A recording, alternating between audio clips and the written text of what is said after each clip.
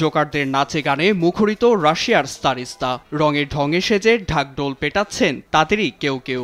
এটি রাশিয়ার ঐতিহ্যবাহী কারান্দাস উৎসব হিসেবে পরিচিত।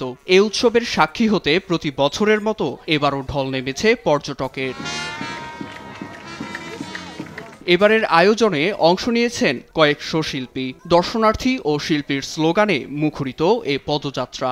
ইতিহাস ঘাটলে দেখা যায় বহু বছর আগে বিখ্যাত সোভিয়েত জোকার মিখাইল রোমিয়ানসেভের নামে এ উৎসবের নামকরণ করা হয়, যিনি কারান্দাস পেন্সিল নামে মঞ্চে পরিবেশন করতেন।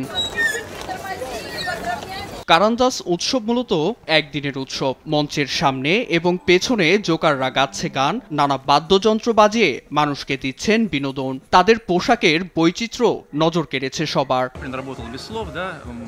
আমি সমাজতান্ত্রিক কাঠামোর বাইরে এবং দ্বন্দ্ব ও সংঘাত ভুলে অস্থির সময়কে একপাশে ফেলে আত্মতৃপ্তির জন্য হাসতে চাই। সে আত্মার হাসির খোরাক হলো কারান্দাস উৎসব, যা আত্মাকে পরিশুদ্ধ করে।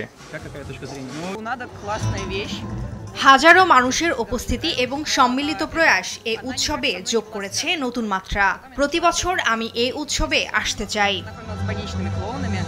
রাশিয়ায় যেসব উৎসব আছে তার মধ্যে দিন দিন জনপ্রিয় হয়ে উঠেছে কারান্দাস।